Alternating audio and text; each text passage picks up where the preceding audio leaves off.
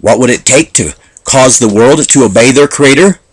What would it take to cause you as an individual to obey Him? The world certainly has not feared His warnings that He has given to us in His Word through His servants the prophets. Neither have most of you as individuals. One thing that has been established in the witness that He has sent me with is that His Word certainly has not been good enough to cause hardly any of you to obey Him. And His Word declares that we reached a point where there are none of you who fully sees with Him except the one whom He plucked out of the fire and sent to you.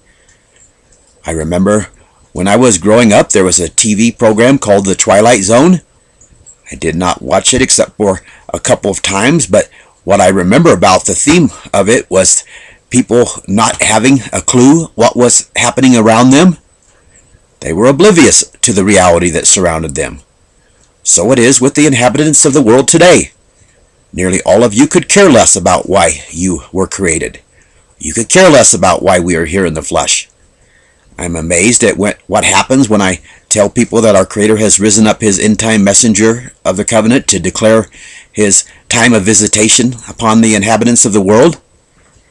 Even though most of the people that I speak to believe that we are at the time of the end, it is incredible how nearly all have absolutely no interest whatsoever in hearing anything about what is about to come to pass or why it's about to come to pass. Most simply give me a deer in the headlight look and hope that I will go away from them and quickly. And when I speak to them, I don't simply tell them that His wrath is at hand. I explain to them that His Word declares that at the time of the end that He is going to raise up His messenger of the covenant and send him to them. I explain that His Word gives us a resume that we must use to identify this servant when He sent him. I explain to them that in this resume, His Word gives us a promise that when one comes to them with the 5-point Ezekiel 24 sign, that we can know that this man is sent by Him. I tell them that this sign is our Creator's promise that proves that He has sent me. And they still could care less. They could care less about even hearing the 5-point sign. I tell them that He has turned the water into blood through me, but they could even care less about hearing about this. You would think that at least curiosity about water turning into blood would arouse some interest in them, but it does not. I point out to them that even the white linen that I am clothed in was prophesied that one would be sent to them clothed in such a way. But there is no fear in nearly all of you. It truly is like the Twilight Zone. You are so propped up in your false beliefs that you do not fear the Most High. You have positioned your thoughts and your beliefs above His Word. You have chosen to tell Him and His prophets how it is instead of hearkening to His Word and using it to measure all things with. When I speak to people, I even explain to them that His Word even says that you would not hearken to His servant when He sent him.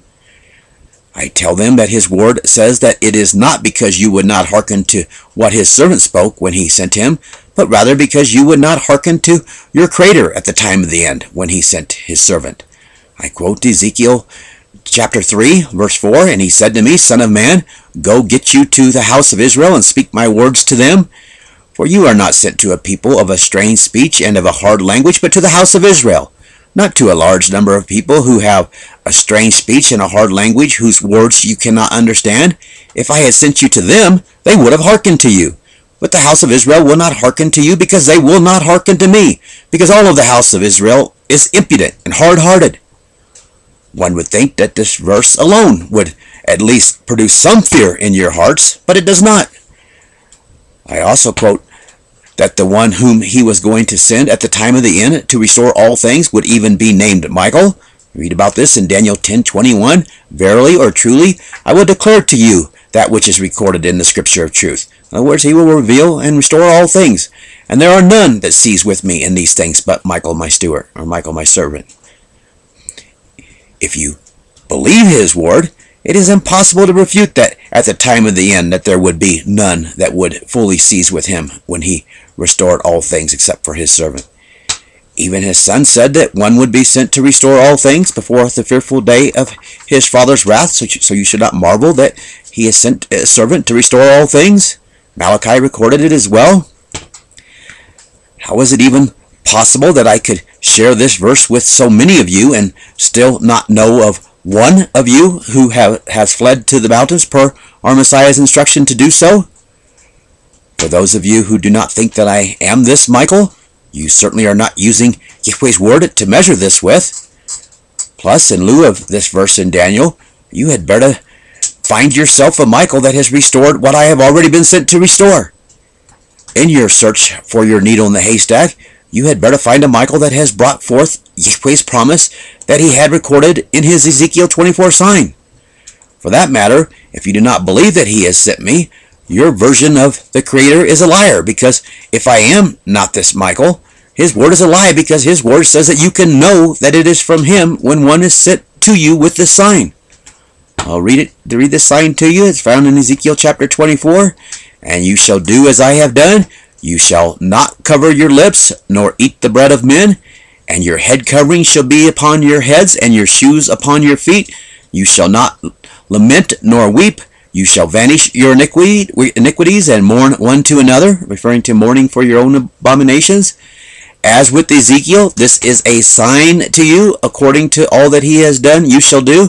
And when this sign comes, you can know that I am Adonai Yahweh. He says a couple verses later in verse 26, he that escapes in that day will come to you to announce this sign to your ears.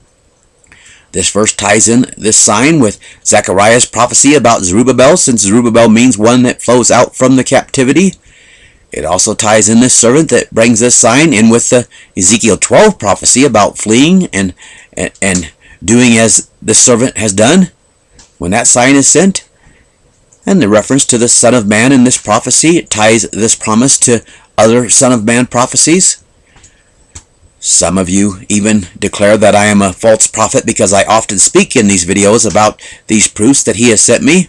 This is incredible in itself. How could my declaring what his word says about him sending me, therefore declaring that I am not speaking on my own authority, be proof that I am false? This is incredible. If his word was written in your hearts in the first place, I would not have to speak about what his word says about him sending me to you. Plus, if it was written in your heart, then even if I did speak it, you would rejoice in me speaking it, because it is his word. And you would rejoice like he tells you to do in Zechariah chapter 4 when he sent me with the measuring rod. It is amazing how stiff-necked and rebellious most of you are to reject what his word testifies to. It is amazing how deeply you desire to remain in your twilight zone. You truly are in love with the captivity that you are in. You love living in your rebellion. You love your make-believe images of the Most High and his Son whom you serve. Therefore you love your father Satan, whom you got these make-believe images of them from. Therefore, you love serving Satan. You are not in love with our Creator's righteousness that we are here in the flesh to become. Here is the breakdown of Yahweh's 5-point promise. Number 1, you are being commanded to cover your heads as a sign of coming under the covering of Yahweh's protective wings and coming under the covering of his Son's shed blood. Number 2, you are being commanded to keep your shoes on your feet, which is symbolic of making straight your path to ready yourselves for the second Exodus and prepare for the way for Yeshua's return. Make straight your paths. Making straight your path is returning to the only straight and narrow path that there is. This path is our Creator's path that his Son walked on. His path is his Torah with the statutes and judgments.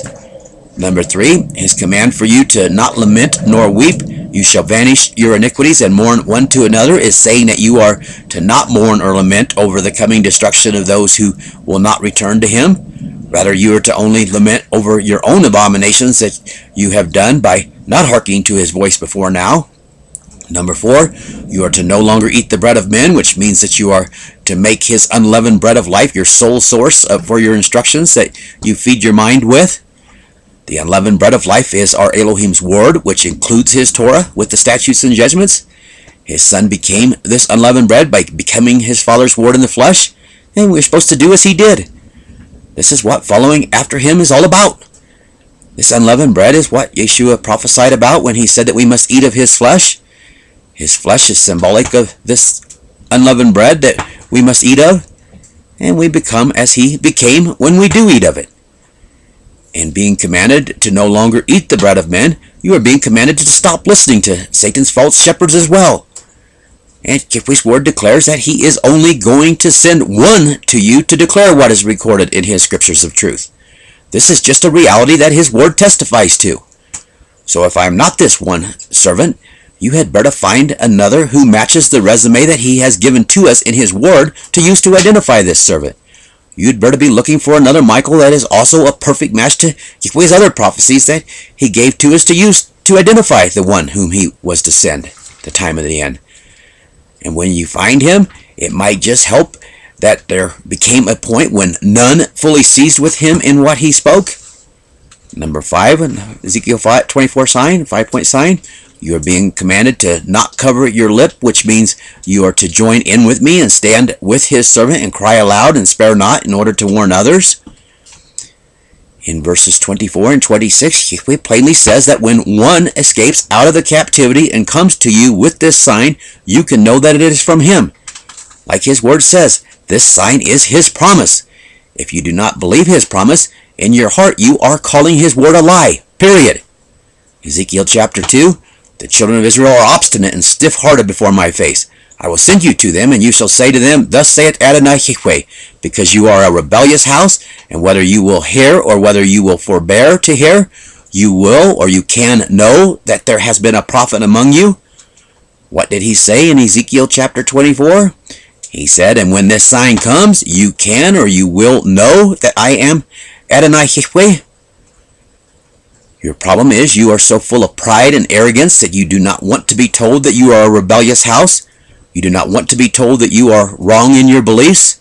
You are lifted up above his word because his word says, I'll repeat it in Daniel 10:21, Truly or verily I will declare to you that which is recorded in the scripture of truth. In other words, reveal and restore all things, and there are none that sees with me in these things but Michael my steward.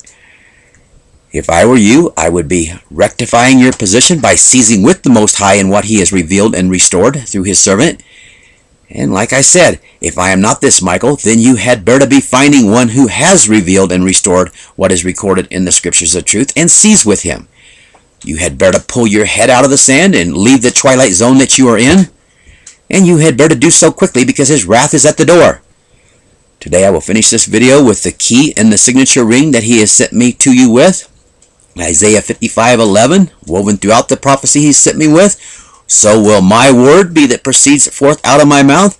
It will not return to me void. It will accomplish that which I purpose, and it will prosper in what I sent it to do. As you are looking for your needle in the haystack, the Michael who has been sent to you to reveal and restore all things, it might be nice for you if your Michael bears a signature ring like this that testifies to why we are here in the flesh. The witness that I have been sent with is that we are here in the flesh to become as our Creator is. Therefore, we are here to become his righteousness. And he gave us his word to live in order to accomplish this. In the preceding verses, he says, because our thoughts are not his thoughts, and our ways are not his way. Well, then he goes on to tell us he gave us his word to accomplish what he sent it to do. I started this video with the following 2 questions. What would it take to cause the world to obey their Creator? What would it take to cause you as an individual to obey him? He is suggesting that you do not wait for his wrath to motivate you to do so. Like I said, you had better pull your head out of the sand and leave the twilight zone that you're in. And you had better do so quickly because his wrath is at the door. And it is not just me saying this. Yahweh Elohim of hosts' word declares that he has put his word in my mouth. Turn from your rebellion to his word, or dying you will soon die in your rebellion to him. Thus saith Yahweh Elohim.